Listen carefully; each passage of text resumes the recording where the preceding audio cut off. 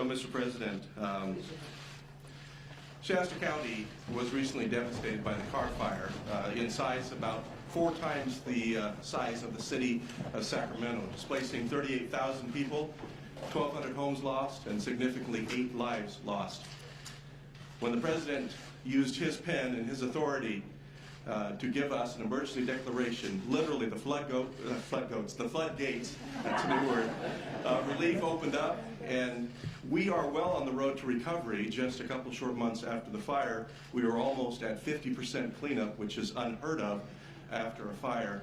Sir, your signature opened up initially $100 million of help for Little Shasta County. We're only about 180,000 people.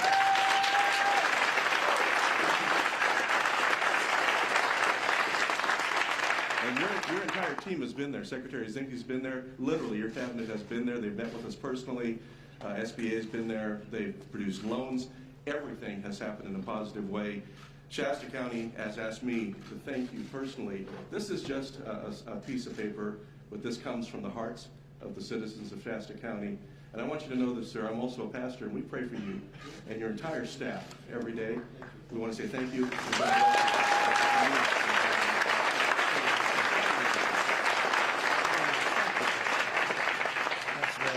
Wow.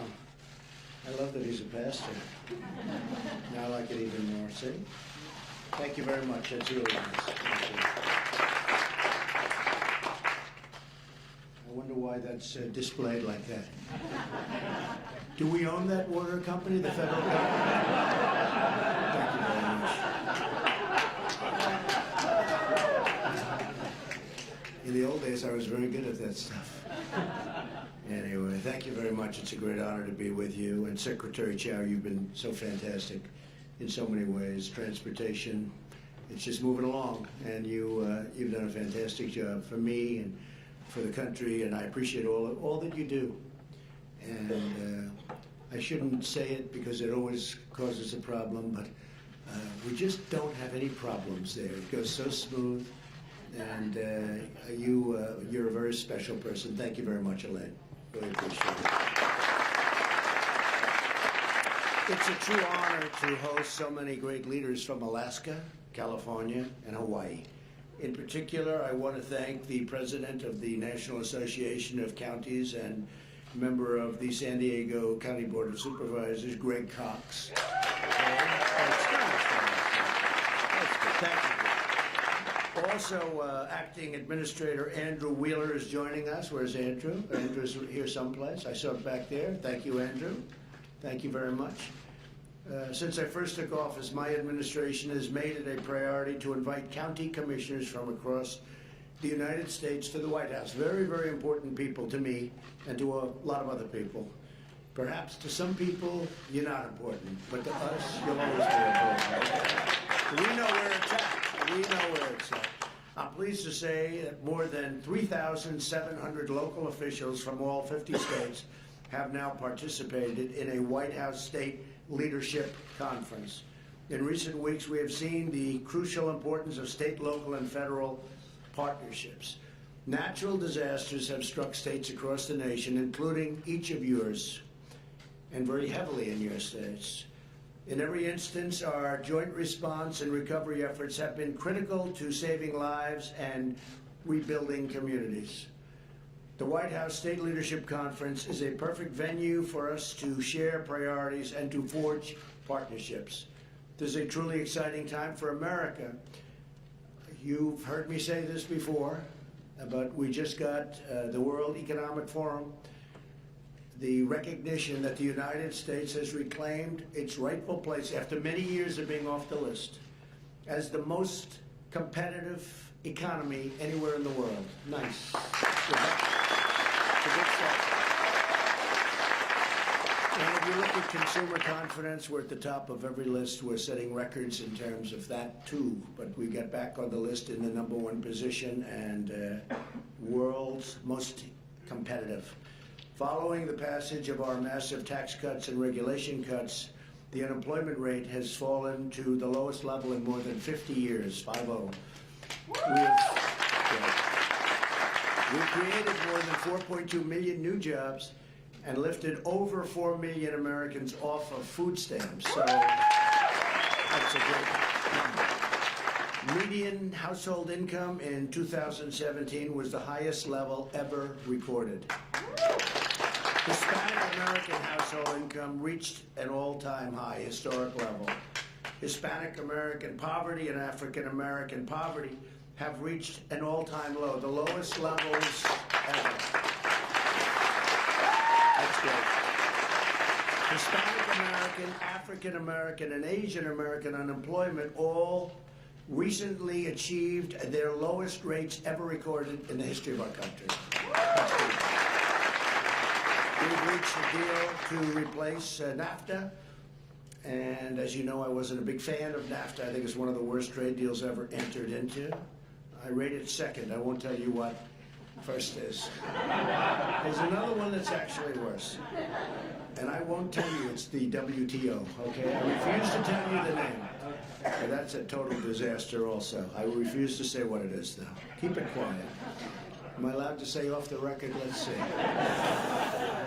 And we have a tremendous new deal with the United States, Mexico, and Canada. The USMCA, we call it. I didn't want the NAFTA name on it because I saw what NAFTA did many years ago to towns and factories and businesses, and what it did to the car companies, where not so much the companies, to Michigan and Ohio and Pennsylvania and Kentucky and so many other places where these companies just left the United States. So we still have empty factories all over the place from that devastation of NAFTA. Well, we have just the opposite. The USMCA, one of the strongest things about that, you're not going to have companies leaving anymore because they have a disincentive to leave.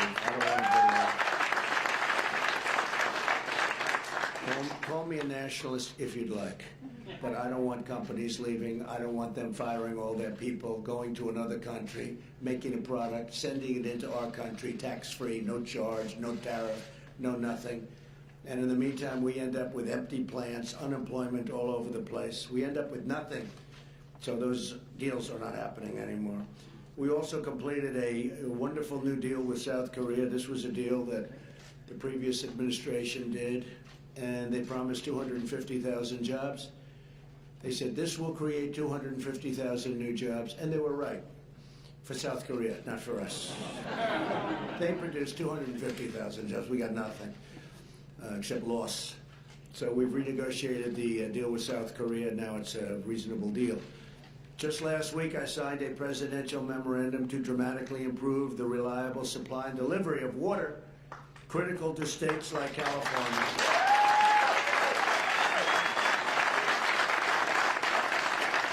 One of the most ridiculous things I saw on the campaign trail, and I saw it numerous times, but I was out in that area, actually with Congressman Devin Nunes, terrific guy, and some of the congressmen that right now are out there so happy at what I signed.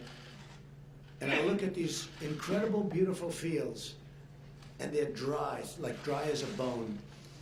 And I see hundreds and hundreds of acres as far as the eye can see.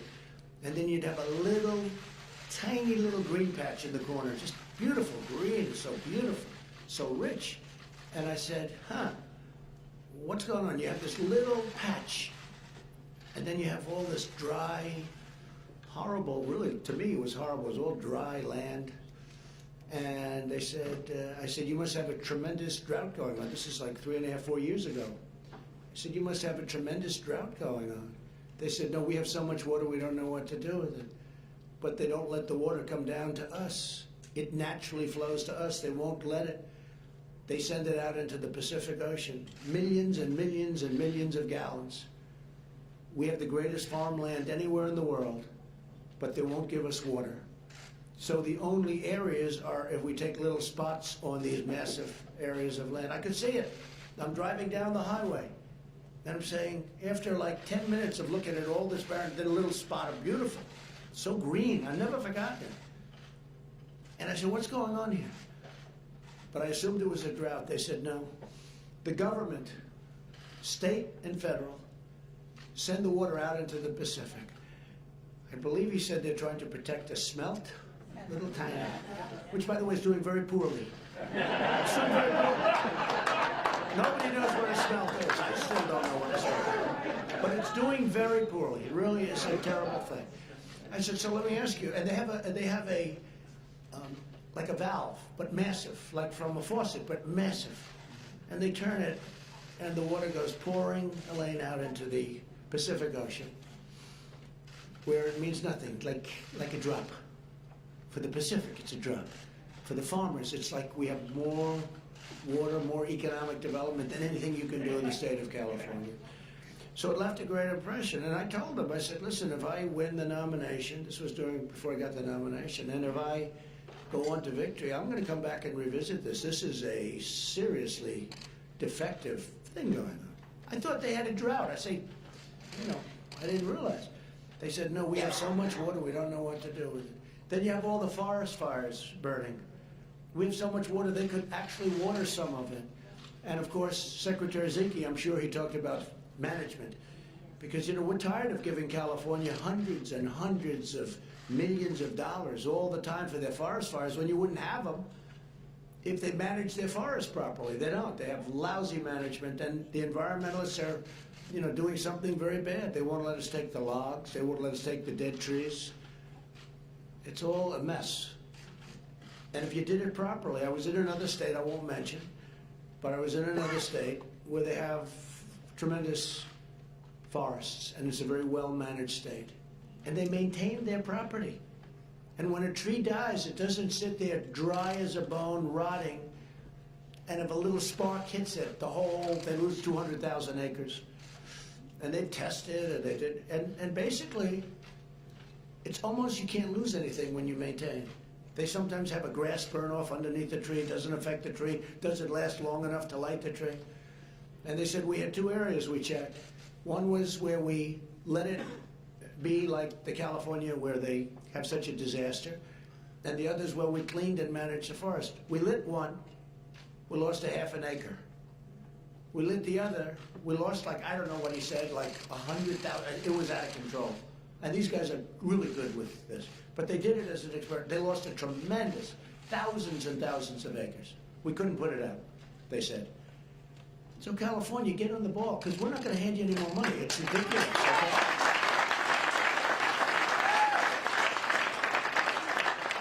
So with the water, we're looking at that. I mean, we're not only looking, it's going to be approved, where Andrew Wheeler, EPA, is working on it, and Zinke and everybody. We're going to have that approved fast. And the state has to approve it, too. And I hope the state will do it. And California might be tough, but they have to do it. They have to do it.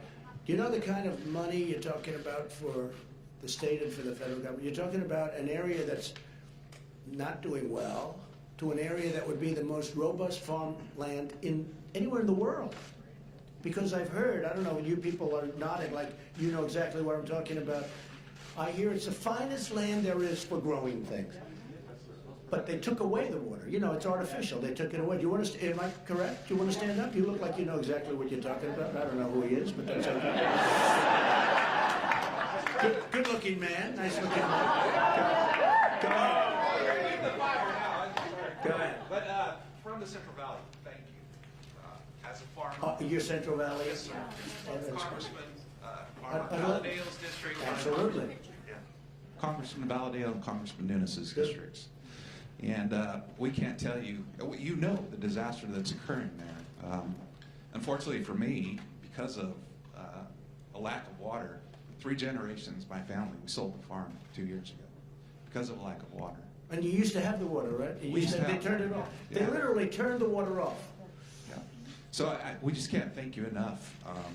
You kept your campaign commitment to help us, I did. and we truly appreciate that. Well, we have to get the state though. Now we have to get I didn't know I'd be doing this, to be honest with you. We stuck at this point, but it has such, especially with the commissioners and everything, we have to get the state to approve their share. The amount of jobs you're talking about is enormous. The amount of economic development, the hundreds of millions of dollars, and it'll be better maintained, much better maintained. Yes, please. Yeah, so it also created another industry, which is selling the water, so that it put a value on our water. And as a 4th-generation farmer myself, I had to buy the water from my family, so I've had to pay $6,000 an acre foot to buy this water. So over $1 million to farm 187 acres. So horrible, isn't So it? that doesn't make any sense. So it created another industry. So now some people in Southern California are paying $5,000 an acre foot for water when they shouldn't be paying that. It's too much money. So it's putting counties at each other's throat too. So what you did is Well, I know I can't put it California worse. well, and I see houses, beautiful houses. People are very proud of their house. Their lawn is brown. It's dead. It's dying. It's dead. And they end up taking it out and just have sand in front of their houses. And they have so much water, they don't know what to do with it. It's so crazy. And you're lucky, you have the climate and you have the heat, but you have the water. Very few climates have that. Most climates like that don't have water. You do. You have so much you don't know what to do with it. It is a disgrace. So on behalf of all of the congressmen that I signed with the other day, and I hear in California it was very well received, the people want it. The only one that don't are a couple of environmentalists that probably get paid huge amounts of money for being consultants. I know that business better than anybody in the world. And some of the politicians that probably think it's popular what they're doing. And it's not, it's the opposite. That's one of the great examples. Okay, you tell the people we're with them, and whatever we have to do to push the state, we will do to push the state. And those congressmen that stood behind me, those people are great people. They're not doing it for themselves. They're great people. They just know what's right and wrong. So good luck. We will be pushing, okay? Thank you. It's amazing. Thank you, and thank you for being here. Later today, I'm going to sign America's Water Infrastructure Act of 2018, which authorizes important investments in ports and harbors and waterways and levees and water systems in communities all across our country. I was in Texas last night, where we had a seriously amazing crowd of people. We had over 100,000 people sign up to hear a speech. So they want to hear something, you know, they're waiting, they're tired of what's been happening for so many years. And big oil, they can't get ships into harbors because they can't get permits to drain. And is Andrew Wheeler here someplace? Because I'm going to ask Andrew to get that done right away. If Andrew could just step up, I'll ask Andrew to get that done in their ports. Where is he? Oh, come here.